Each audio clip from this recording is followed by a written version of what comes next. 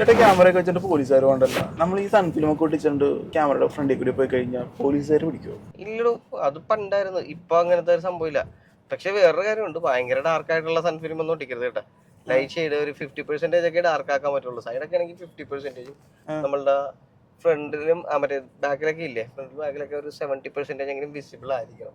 അത്രയും ഡാർക്ക് ആക്കാൻ പറ്റില്ല. ഇപ്പൊ നമ്മള് ഇതിനെല്ലാം ഡാർക്ക് ആക്കി ഒട്ടിച്ചു കൊടുത്തു കഴിഞ്ഞാൽ നമ്മുടെ ലൈസൻസ് കൂടി പോകും. അതിനെല്ലാം നല്ലത് നമുക്ക് മര്യാദക്ക് ഇപ്പൊ എല്ലാവർക്കും അനുകൂലമായിട്ട് വന്നേക്കണത് ചെയ്താൽ പോരെ. പിന്നെ പൊളിച്ച് കസ്റ്റമറുടെ കയ്യിൽ നിന്നും കാശ് കളിക്കേണ്ട കാര്യമില്ലല്ലോ. പക്ഷേ ചേട്ടാ നമ്മൾ ഇപ്പൊ കൊണ്ടു കൊടുത്ത വണ്ടിയില്ലേ, ആ വണ്ടിയിൽ ഏത് ഫിലിം ഓടിച്ചേക്കണം? അത് സ്കിൻ ആൻഡ് ടൈക്കർ ആണോ? അതെന്ന് പറഞ്ഞൊരു നമ്മുടെ തന്നെ ഒരു കൂടിയ ബ്രാൻഡാ. നല്ല കൂളിംഗ് ആയിരുന്നു ആ വണ്ടി കയറിന്നിട്ട്. പെർഫോമൻസ് അല്ലേ അത്. അതിന്റെ പെർഫോമൻസ് വരാൻ വേറെ ഒന്നും അല്ല കാരണം.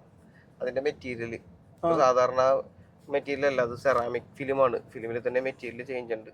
അപ്പൊ വിസിബിലിറ്റി ഇപ്പൊ ഞാൻ പറഞ്ഞ പോലെ തന്നെ കുറച്ച് തന്നെ ഉള്ള വിസിബിലിറ്റിയുടെ കാര്യം പറഞ്ഞത്. വിസിബിലിറ്റി ഒക്കെ ഗവൺമെന്റ് ലീഗലി അപ്രൂവ്ഡ് വിസിബിലിറ്റി തന്നെയാണ് ഇപ്പൊ എല്ലാം ചെയ്യണത്. ഒരേ വിസിബിലിറ്റിയിലൊക്കെ തന്നെ, വലിയ വ്യത്യാസമൊന്നുമില്ല. പക്ഷേ അതിൽ ഹീറ്റ് റിജക്ഷൻ ഇല്ലേ, നല്ല ശരിക്ക് ഹീറ്റ് റിജക്ഷൻ വരും ഈ മെറ്റീരിയൽ മാറുമ്പോ.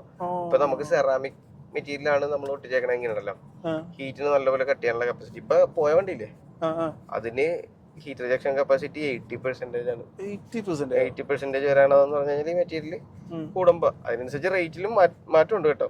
അല്ല 80% എന്ന് പറയുമ്പോഴേക്കും ഡാർക്ക് ആവോ അതോ? അല്ല, 80% ഡാർക്ക് അല്ല ഉണ്ണി, അതിൽ 80% ഹീറ്റിനെ കട്ട് ചെയ്യും. ഇപ്പൊ നമ്മളൊരു ചൂടത്ത് ഇപ്പൊ നമ്മൾ ഈ സാധാരണ ഒരു സൺഫിലിം ഒട്ടിക്കാത്ത വണ്ടിയുടെ ആണെങ്കിൽ AC ഇട്ട് കഴിഞ്ഞാൽ പോലും ചില്ലിന്റെ അവിടെ നിന്ന് കുത്തലായിട്ടുള്ള ചൂട് വരികയല്ലേ ഈ വെയിൽ കൊണ്ടുവരുമ്പോ. ആ കുത്തലായിട്ടുള്ള ചൂടിനെ കുറക്കുന്നതാണ് നമ്മൾ പറഞ്ഞത്. കുത്തലായിട്ടുള്ള ചൂട് ഒരു 80% വരെ നമുക്കത് കുറക്കാൻ സാധിക്കുന്നുണ്ട്.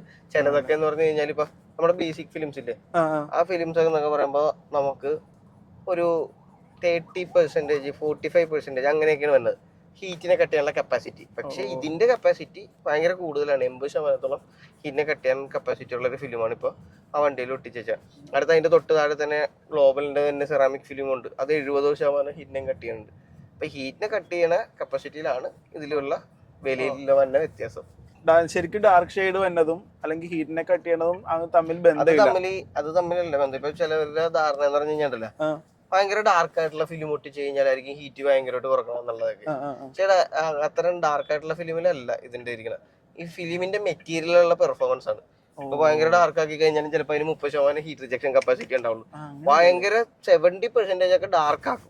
അപ്പൊ പുറത്തുനിന്ന് നോക്കി കഴിഞ്ഞാൽ കാണാൻ പറ്റില്ല. പക്ഷെ ചൂടൊക്കെ കയറി വരും. അതല്ലാണ്ട് ഇപ്പൊ വിസിബിൾ ആണെങ്കിൽ തന്നെ പെർഫോമൻസിൽ നല്ല മാറ്റമുള്ള ഫിലിംസ് ഒക്കെ ഒട്ടിക്കാം.